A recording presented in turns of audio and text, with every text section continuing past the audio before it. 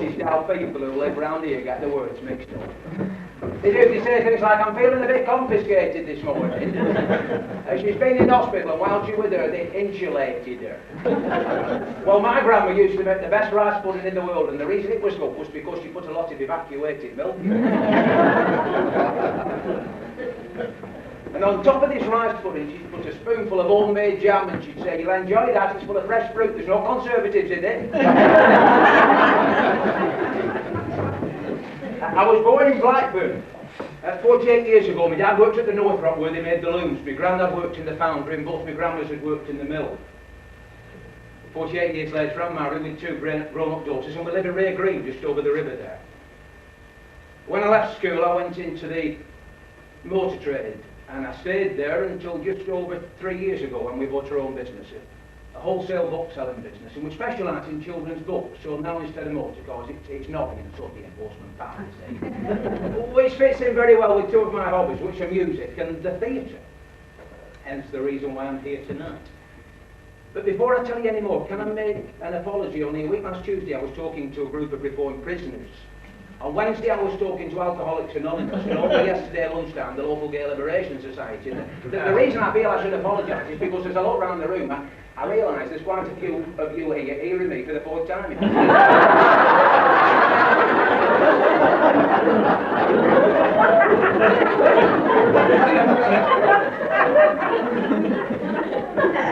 When I got the reverse George telephone call from Fred,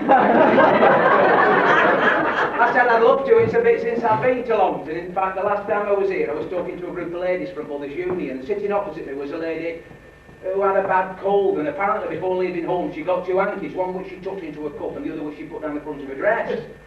And during the course of my talk, she began to rummage for this fresh handkerchief she put down front of her dress, when she suddenly realised everybody had stopped watching me and they were watching her.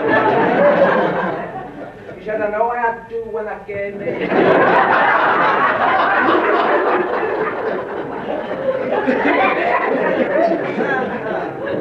I thought I'd talk to you tonight about growing up in the 50s and 60s in Lancashire and relate to you some of the funnier things that have happened to me over the years. I had to present some prizes recently at an old girls' school, not too far from where we live, Queen Mary's on the front there at Lytham. We'd asked the girls to write a story suitable for publication in a children's book, and I was invited along to assembly one morning to present the prizes to the various age groups. And it's always difficult to know what to say on these occasions, apart from the obvious congratulations are well done. And everything went well until I came to the final age group that had been won by a very attractive 17-year-old girl, and it suddenly occurred to me that this would probably be her last year at school. So, as I was presenting the prize, and by way of saying something different, I said, what are you doing when you leave school? To which she said, well, I had thought of going straight home. And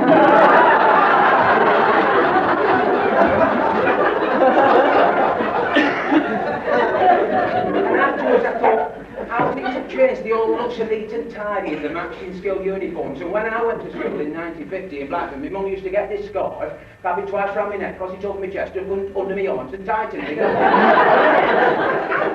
I had to get my gabardine on top of this one. And I had to get my satchel on top of this one. It didn't matter what you looked like, as long as everything was tucked in and you kept one. And my mum would say, have you got your dinner money? And I'd say, it's in my glove, and you had those gloves that went in your blue.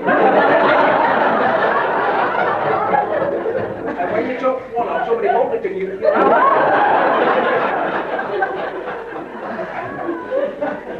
She had a wonderful way with words of my mum. She'd say things like, if you fall off that wall and break your leg, don't come running to me.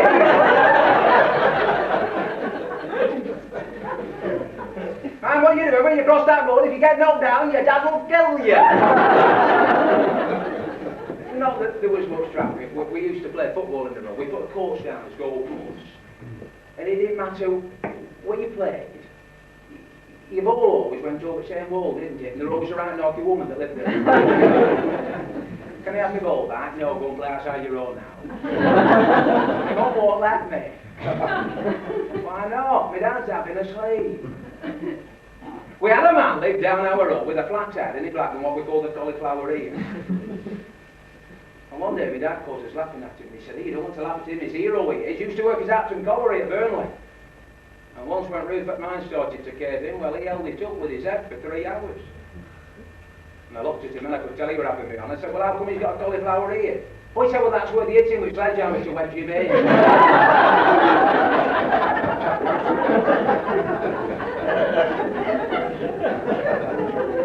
We were always in trouble with that, especially when he came home from work late. Sorry I'm late, is my tea still off? Sure be, it's been on back at 5 at past 2. Hey, it's Teddy, oh, never mind, Teddy, it's your own fault coming home at this time, you'll have to make it with a boiled egg. Put yourself 2 slices of bread and go easy on that butter, it's all we've got. I remember the milkman with his horse and cart and the rag and bone man. And I remember wash days with the dolly tub and the mangle and the maiden round the fire. And I remember dinky cars, you know, me double-O train sets, the little plastic submarines that you used to get out of packets of cornflakes that filled with bicarbonate of soda. I remember terraced houses and outside toilets and tin bath hanging on backyard walls. But most of all, living in Blackburn, I remember cobbled streets and old chimneys. When I was 7, my grandma got a television. We all went round to watch the coronation. It had one of these magnifying screens to make the picture look bigger. And when I was 13 for my birthday, I got a down set record player. Now, up till then, if you wanted music, it was either the wireless with a wind-up gramophone, and suddenly this down-set record player came out with an everlasting needle and an arm that held up to 10 records. They were all supposed to drop one after another. They didn't have a trick drop, not a drop. The pop stars of the day were Elvis Presley and Cliff Richard and Buddy Holly and Tommy Steele.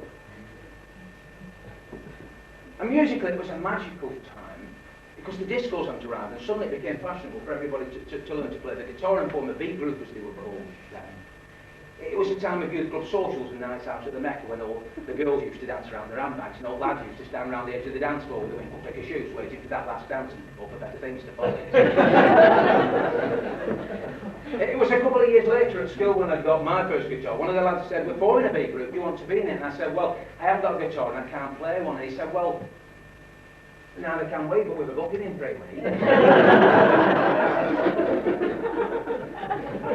So I bought a guitar and I learned a few chords and we did the booking, and I thought you might like to just 1 or 2 of the songs that were around at the time. Just you know why you and I well by and by no true love way. Sometimes we'll sigh, sometimes we're gonna cry, and we'll know why just you and I know true love way. Throughout the day, true love way will bring us joys to share with those who really care. Sometimes we'll sigh, sometimes we're gonna cry, and we'll know why just you and I know true love way.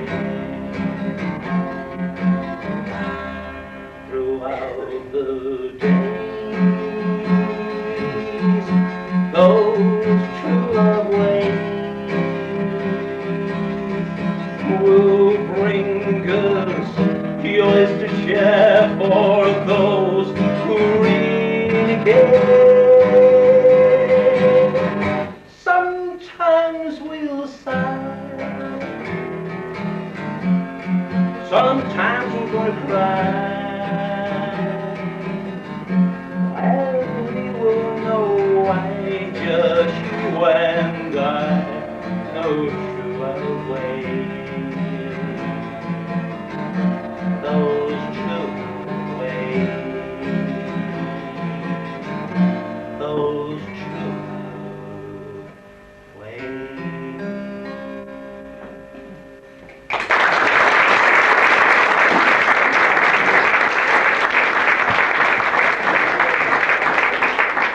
As a teenager playing that song to my grandparents and saying to them, what sort of songs did you sing when you were teenagers? And the one my grandma chose was this one. If you were the only in the world and I were the only boy, nothing else would matter in this world today. We would go on loving in the same. And my parents were there, and I said the same thing to them. What sort of songs did you sing when you were teenagers? My dad said something about the war being on, but said that the song that most people would probably remember would be this one. That certain night, the night we met, there was magic of fraud in the air. There were angels dining at the red. Nightingale sang for me.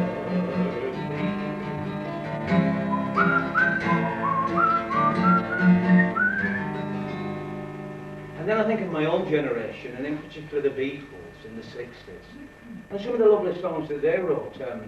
Yesterday, all my troubles seem so far away. Now it looks as though that he is staying. Oh, I believe in yesterday. And then I think of today's teenagers.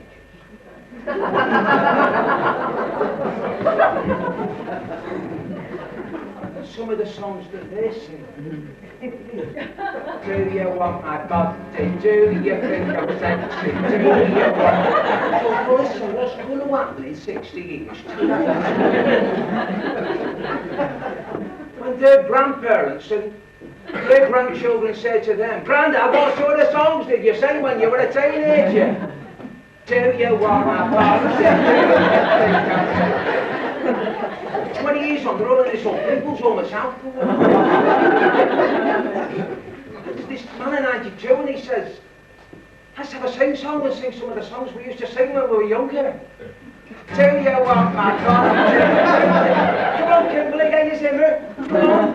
Sharon, Tracy. Do you want my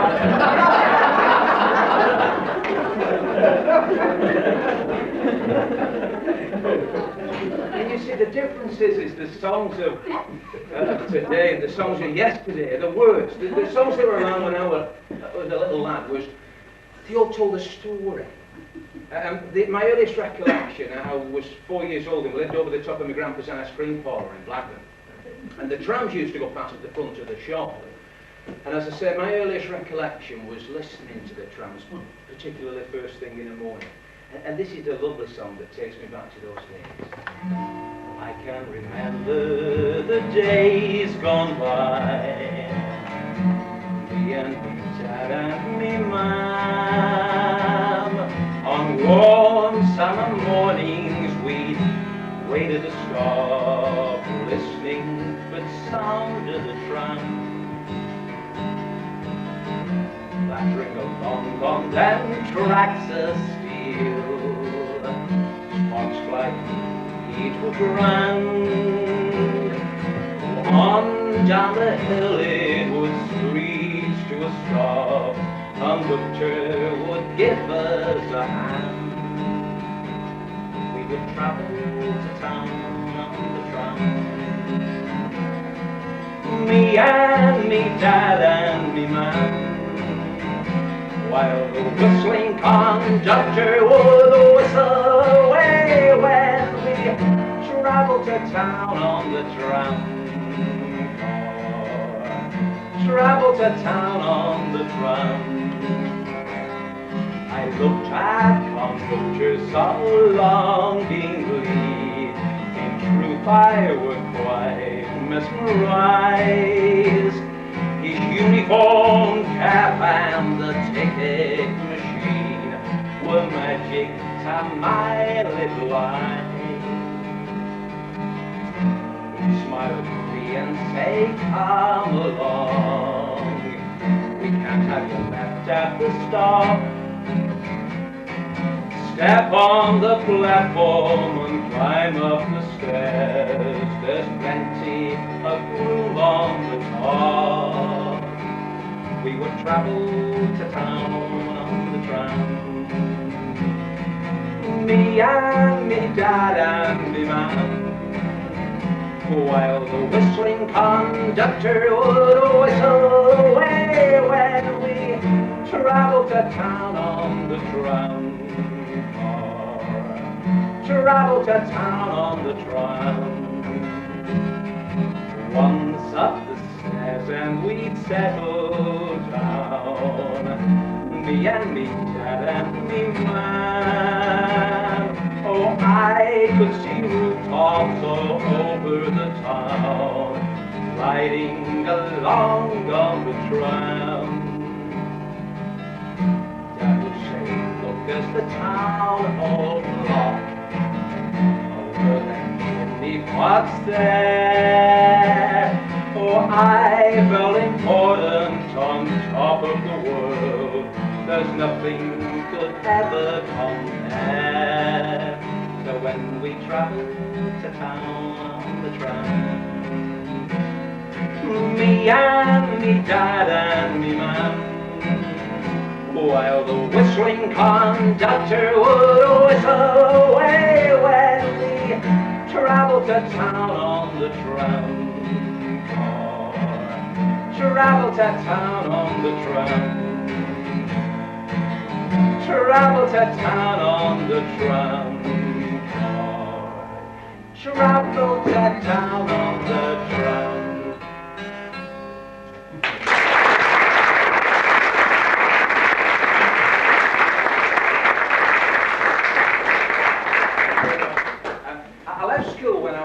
And I went to work for a small family firm in Blackburn selling new and used motor cars. And I worked very hard, 7 days a week, 12 hours a day for £8 a week. And on a Saturday afternoon, the boss and I used to play at cards, and he took £7 for this £8 bag. So it's fair to say I was somewhat naive and learnt the hard way, but my parents had said, work hard and do what the boss tells you. But after working for 12 months for £1 a week, I thought enough's enough. So I moved to the local BMC garage, Dunderdale and Yates as it was then. There was one just down the road here in Preston as well, on Strand Road there, where we sold Austin and Morris, Rover, Triumph, Jaguar and Daimler motor cars. And I always remember I was in the showroom one day and these two men came in eating fish and chips. And apparently some years previously, in the 1950s, they'd won a lot of money on the pools. And like most people in the 1950s, they were happy and content with the way of life. They had adjoining allotments, one of them kept a few pigeons. They go down to the local, have a fine game of dominoes once or twice a week. So they put this money in the bank and left it to grow. Until one day, one had said to the other, do you fancy buying a motor car so we can see the sights? The other had obviously said yes, and they'd set off walking towards my garage. On the way past this fish and chip shop, bought these fish and chips. And at the time, a lot of the cars in this would be early 1960s, had leather seats, and I had visions of greasy finger marks all over these leather seats. Anyway, for the sake of good relations, I said, can I help you? And they said, we're looking for a motor car. I said, we've a nice little Morris Minor that came in yesterday that's £250. And one of these men said, oh no, we're looking for something a bit grander than that. What else have you got? I said, well, there's a Rover over there, it's a new one, that's 2,000. And he looked over into the corner of the showroom and he pointed, he said, oh, it's your no there. I said, that's a Daimler, the 9,000. And he looked at his pal. His pal nodded at him, he nodded at his pal, he looked at me, he nodded at me, I started nodding at them. He said, right, we'll have two of them.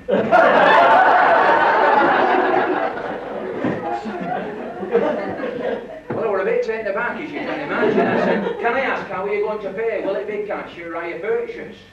And one of these men said, oh no, we have his own checkbooks, haven't we, Tommy? Tommy's there, gets his checkbook out. He said, Dowden, 2 9s are 18, and he's just about to start writing check out, and his pal leans forward and says, put the checkbook away, Tommy. I'll get these, they got fish and chips.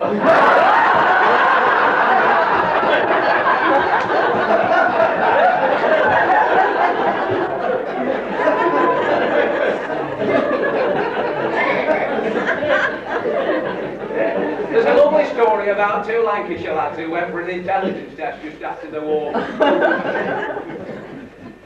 The first one went in and the doctor said to him, what would you be if you put one hand over your eye? He said, half blind. He said, and what if you put both hands over your eyes like that? He said, fully blind. He said, right, send your pal in. So he went out and he said to his pal, you've nothing to worry about. All you got to do is say you're either half blind or fully blind. So his pal went in and sat down and the doctor said to him, what would you be if I cut one of your ears off? He said, half blind. He said, and what if I got both your ears off? He said, fully blind. He said, well, how do you make that out? He said, well, my cap would drop down a little bit. I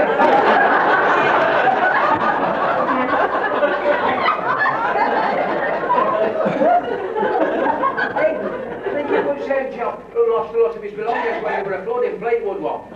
And him and his wife were still looking out at upstairs window of the terraced house watching all these belongings floating down the street. And she said, I'm sure that shed off our allotment. He said, don't be daft, it can't be, I've still got key in me pocket.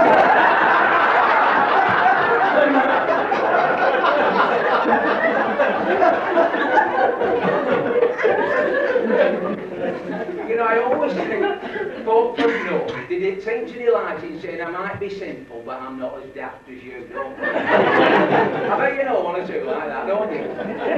I might be simple, but I'm not as daft as you. And like that man who had a poodle, and he went in a pub with this poodle, and landlord said, you can't come in here with that dog. Oh, he said, all right. And he went across the road with his poodle, same thing happened again. Another pub, you can't come in here with that dog. So he thought, right, I might be simple, but I'm not as daft as you. When I come to the next pub, I'll tell him I'm blind and it's my guide dog.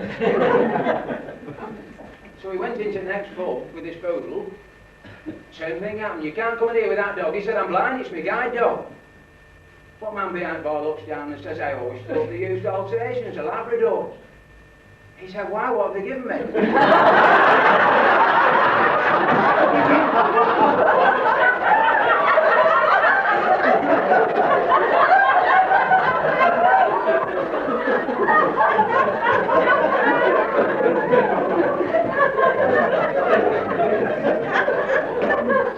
I thought about those two blokes that went for the job on the building site. And foreman said, he works a bit hard to come by. He said, you'll have to come in and just answer a question before I give you this job. So the first one went in and foreman said to him, where was Jesus born? He said, Bethlehem. He said, it's all right, you got the job. So he went down and he said to his pal, you've nothing to bother about. He said, all he'll do is ask you where Jesus was born. He said, right. He said, where was he born?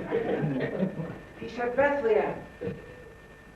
Bethlehem, how do you spell that?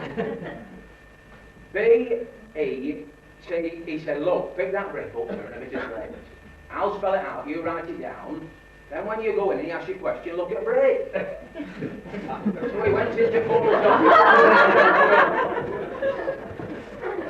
Where was Jesus born? He looked at the brick. He says, Akron.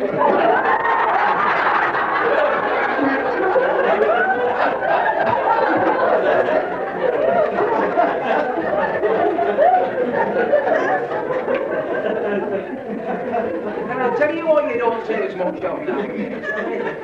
When I was a little lad, back in 50s and 60s, there used to be what I call a lot of, you know, funny folk. Folk like 11p shilling we used to call them, when you come short of a biscuit. There used to be a lot of them. Everybody knew somebody like that. There was a man lived across the road from us, and he had a bad stammer. And he went for a job as a Bible salesman. And they said, well, no, buddy, you can't talk properly. And he said, I'm a salesman.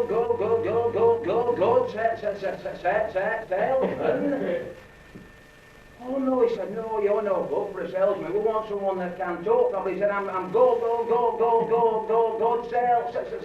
salesman. He said, look, there's a box of Bibles there, take them, when you've sold them, come back. Well, following days back. He said, I've sold them Bibles.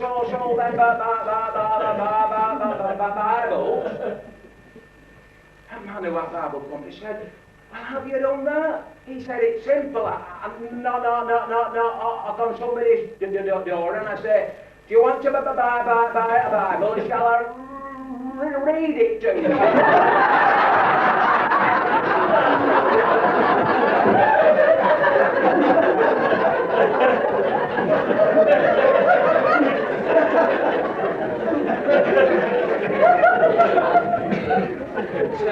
I think in the years to come, if my grandchildren had to say to me, what was it like growing up in the 50s and 60s? I'd say it was fun, it really was. We had a lot of fun. Nobody wanted to wreck the place, nobody wanted to make £1 million. We just wanted to have a bit of fun. And if we did something wrong and we got caught, well, we got good arguing, and that used to sort your things out. And there was a good chance you'd get caught because everybody lived near to everybody else. My grandparents on my mum's side lived round one corner, and my grandparents on my dad's side lived round the other corner, and my Auntie Mary lived across the road. And she used to look after old Mr. Sowerbucks, who were 82, who lived next door to us. She'd do a bit of baking and vacuuming for him. And she just finished doing a vacuuming one day, and old Mr. Sowerbucks had said to me, Auntie Mary, do you like nuts? And she said, well, I never thought about it really. She said, we only have them at Christmas. And he said, well, what sort do you like? And my Auntie Mary said, well, I suppose I like Brazil nuts as much as anything. He said, I'm very glad you said that, because when you finish what you're doing, there's a bag in the kitchen drawer, and I'd like you to have them. The reason I know this is you brought this bag of nuts in and passed them round, and me and my mum and dad, we all had one. And she was telling us this tale about how Mr. Sowerbucks had given her these nuts, and my mum said, hey, you want to watch it? He's 82, but he's still a bit of a twinkle in his eye. He might be after a bit of something back in return, you see.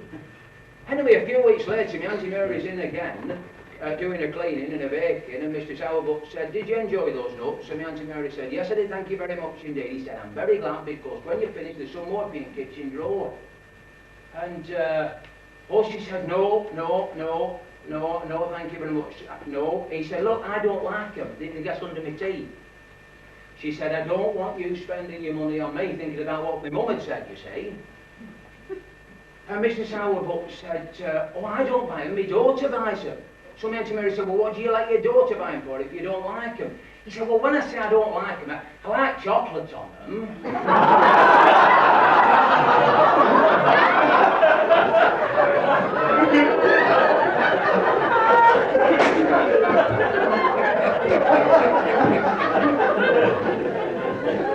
We have a chap that's lives in our village called Jack Shuttleworth.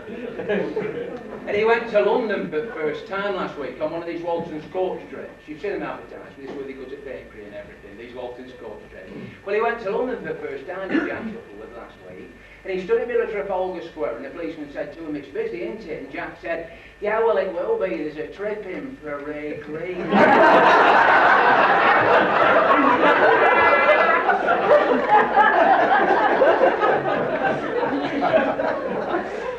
He took his cat to vet's in a cardboard box the other week and put this cardboard box down on the floor and said to the vet, I've come to see you about my cat, it's poorly.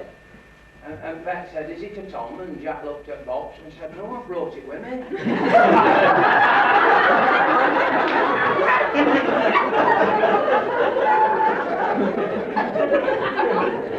I saw him this morning, I said, how's your wife, Jack? He said, she's on plane. Oh, I said, is she going on her holidays? He said, no, she's taking 2 inches off back there.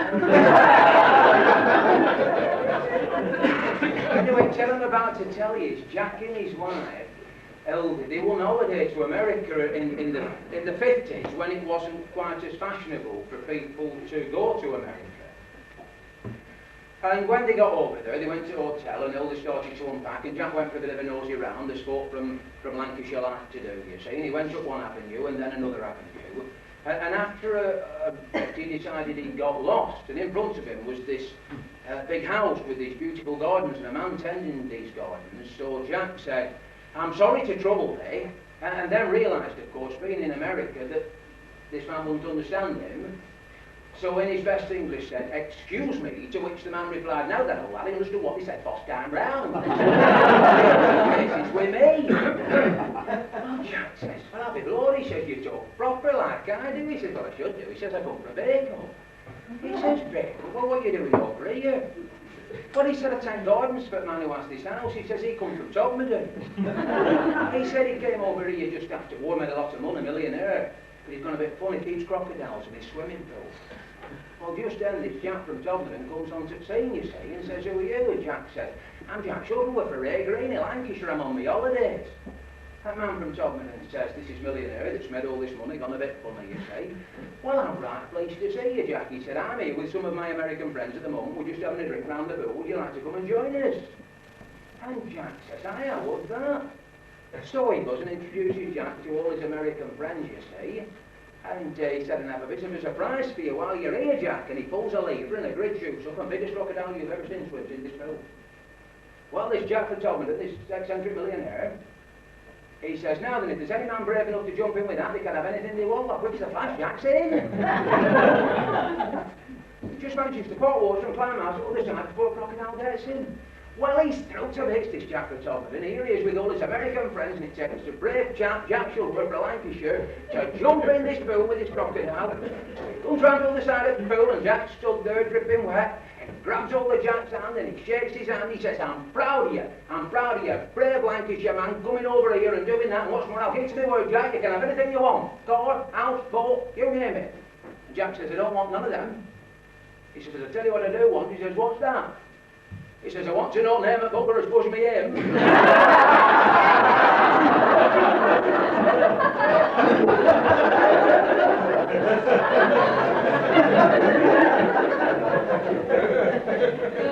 I mentioned in my introduction, I'm very fond of the theatre. In fact, I think it's fair to say I enjoy most forms of entertainment, everything from ballet to opera, and from a bit of rock and roll to folk music. But I'm particularly fond of the playwrights of the last century. Noel Coward, George Bernard Shaw, Oscar Wilde. There's a lovely story about George Bernard Shaw sending Noel Coward 2 tickets for the opening night of Pygmalion with a note attached. "Here are 2 tickets for the first night of my new play. Bring a friend if you have one." To which Noel Coward replied, "Regret unable to attend the first night due to a previous engagement, but I'd be delighted to attend the second night should there be one."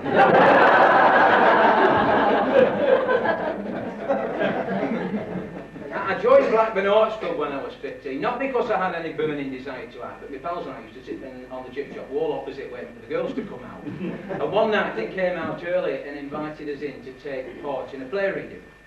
And much to our surprise, we found we enjoyed it. And in the weeks and months that followed, we were taught the various aspects of theatre, acting, lighting, staging, scenery, makeup, costumes, properties, etc. And before long, I was taking part in my first play. It was a Keith Wodehouse and Willis Hall play called Billy Liar, a new type of play for the 60s that fit in alongside the likes of Saturday Night and Sunday Morning and Room at the Top. Because prior to that, amateur dramatic societies had very much survived on the likes of Francis Durbridge's thrillers, Whitehall farces and drawing room comedies. Do you remember the drawing room comedies? They were the ones that fascinated me. It was always the action of the play took place at Lady Belvedere's house. And Act 1 was a spring morning in May, Act 2 was 3 weeks later, Act 3 was the following afternoon. And when the curtains opened, there was always a maid stood downstairs round with the telephone, wasn't there? And they were all the same, the actors, the sets, the characters, everything was the same, and they were absolutely wonderful. And I was in Lytham, which is just down the road from where we are, as you know, a couple of weeks ago, because I always enjoy stories relating to the theatre, and there were 2 ladies talking, and one said to the other, "We're going to Amateurs tonight," and the other one said, "Oh, what are you going to see?" She said, "It's either Lorna Doone or Brigadoo." But whatever it is, you get a good cup of tea at home. And our next door neighbour went to see Evita at the Grand Theatre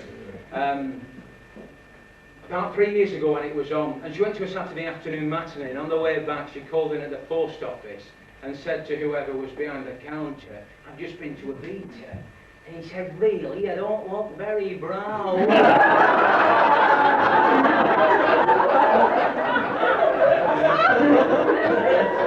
I've got to tell you this because my favourite theatrical story happened to me personally some 20 years ago in Blackburn. And this is where Fred comes into it. As you know, it's Fred that invited me here tonight. We were putting on an historical play for the church, and they'd asked me to produce this play. Owen and Fred found out that I was doing it, and Fred wanted a part.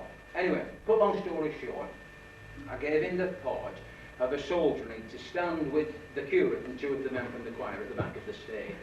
And he had this one line, "Hark I hear the cannons roar." And he tried, as he always does, this Fred, to deliver this nice style flair and everything. Now, what a lot of people don't know, but you must know, I'm saying this to the wrong crowd tonight, is that when you're putting on a play, it's 6, 8, 10, 12 weeks, whatever your rehearsal period is, but often your lighting and your sound people don't arrive till the last minute. That's a fair comment. I don't know what yours is. Of previous historical experience of other societies. I'd asked the lighting man, prior to the line, "Hark I hear the cannons roar," to flash the lights, and the sound man to play cannon thunder through the loudspeakers. Now, whether Fred was talking and not listening,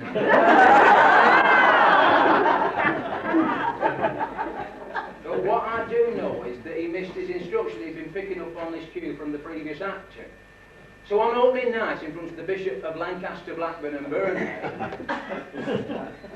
prior to Fred's line, "Hark I hear the cannons roar," the lights flashed, cannon thunder blasted out through the loudspeakers, and Fred turned round to the curate and said, "What the bloody hell was that?"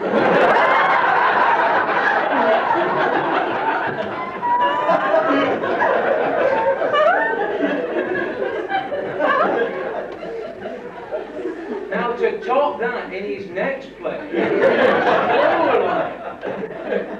which is "It Is."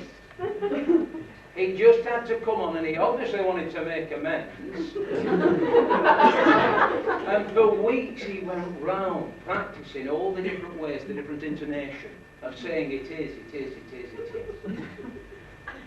On his way on opening night in the car, he kept saying to himself over and over again, "It is, it is, it is, it is." In the dressing room he kept saying, "It is, it is, it is, it is, it is."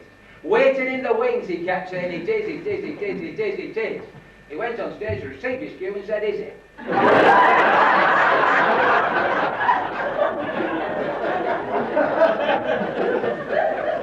Can I just play you one more song that links together my love of the theatre and my love of the 50s and 60s that I've been talking to you about tonight? And it's a song from Joseph called "Any Dream Will Do." I know I'm a poor substitute for Philip Schofield, in case you don't know, but here we go. I close my eyes, drew back the curtain to see for certain what I thought I knew, far, far away. The world was weeping, someone was sleeping.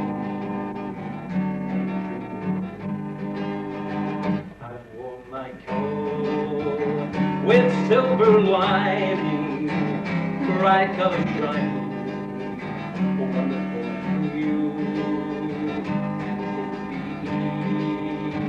The dawn was breaking, and the day was waking. Well, the crash of drums and the flash of light, the golden coated grew out of sight. The colors faded into darkness, I was left alone. May I return to the beginning, the light is fading, and the dream is true. The world died, we are still waiting, still hesitating. When I caress your drums and the flash your light, my golden coated grew out of sight. The colors faded into utter darkness, I was left alone. May I return to the beginning? The light is dim,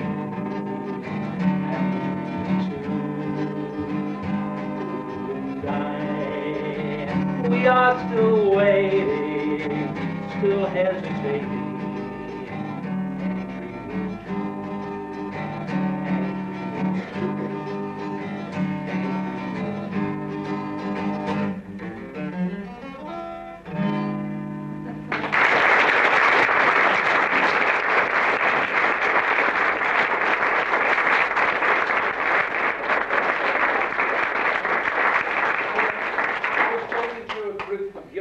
From Kirkham, which is very, very near to us recently. And when I told them what I've been telling you tonight, that I was born at a time when most people didn't have motor cars, televisions, outside toilets, they looked at me like I was daft. I think they think that people that were born when those things weren't around belong to some bygone age. And when I told them that we always knew what they were having roly-poly pudding because my grandma always wore one stocking.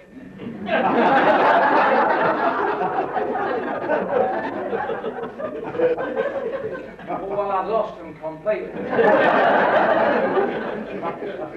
And people did go round to borrow a cup of sugar in Lancashire in the 50s. Can you put some salt on my flannel?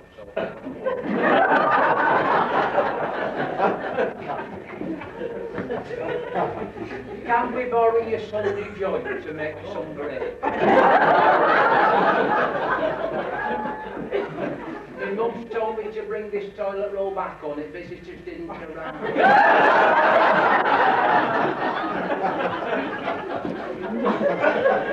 I mean, nowadays they have coloured toilet paper. It's only time we had coloured toilet paper when somebody got a comic book. And talking of comics, they've changed as well. I mean, it was Dandy and Pino and Bunchy and Jackie. Have you seen what they get nowadays? My daughter gets a magazine called Tell Your Troubles to Tracy. And it has one of these problem pages. And I was reading it the other week. And I've copied one of these letters out, and I'd like to read it.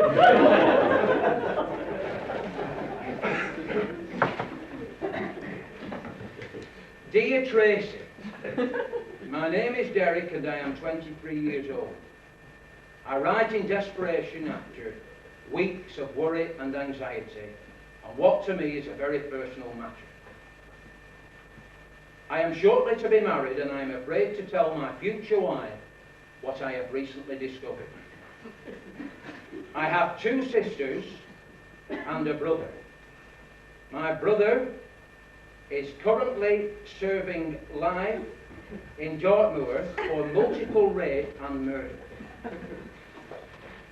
Several of the crimes were committed with the help and knowledge of my 96-year-old grandmother.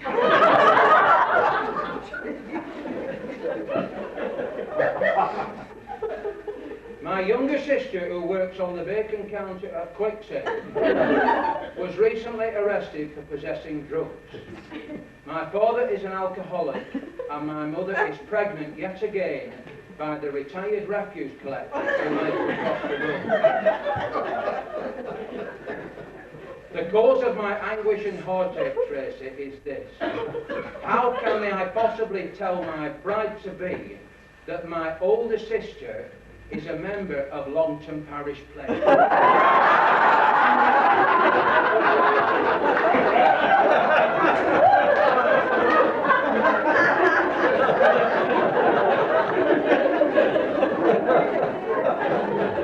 Thank you very much for inviting me tonight. I've had a lovely time. I hope you have. I enjoyed the play thoroughly. I really did. I thought it was great, and the food and everything. I think you're a great crowd. So thank you for inviting Adrian and I to come and join you tonight and allowing me to tell you one or two of my tales about growing up in Lancashire. Hope I've made a better speech than the one I heard on Sunday morning. Only our vicar has just been to Grange for his holiday. And when he was there, he heard the vicar in Grange open his sermon by saying, "Some of the happiest days of my life have been spent in the arms of another man's wife." At which point the congregation sat up and waited to hear what was coming next. And after a while he said, and of course the lady I'm referring to is my mother. So our vicar thought, what a good idea. We're getting everybody's attention. I'll try this on Sunday morning. So he went into the pulpit and he said, some of the happiest days of my life have been spent in the arms of another man's wife. Everybody sat up straight and waited to hear what was coming next. And after what seemed like an eternity, he leant forward and said, and you know, I can't for life of me remember the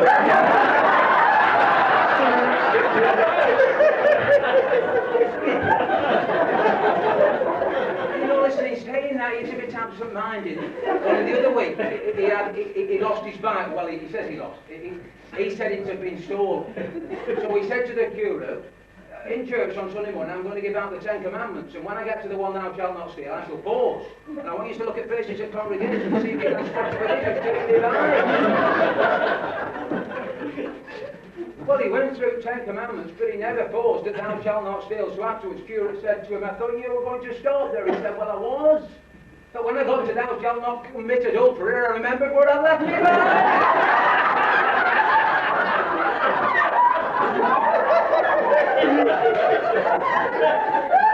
And on that point, ladies and gentlemen, I think it's time I got mine went, so I'm going